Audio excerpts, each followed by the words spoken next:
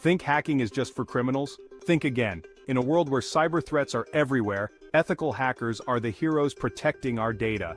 Ethical hacking, or white hat hacking, involves using hacking skills for good, identifying vulnerabilities before the bad guys can exploit them. These ethical hackers work with companies, governments, and organizations to safeguard sensitive information. By simulating cyber attacks, they help build stronger defenses against real threats. But ethical hacking isn't just about breaking in, it's about building trust and securing the digital world. Certified ethical hackers undergo rigorous training and must adhere to strict ethical standards. They're the digital guardians in a rapidly evolving cyber landscape. Collaboration is key. Ethical hackers often work in teams, pooling their knowledge to stay ahead of emerging threats.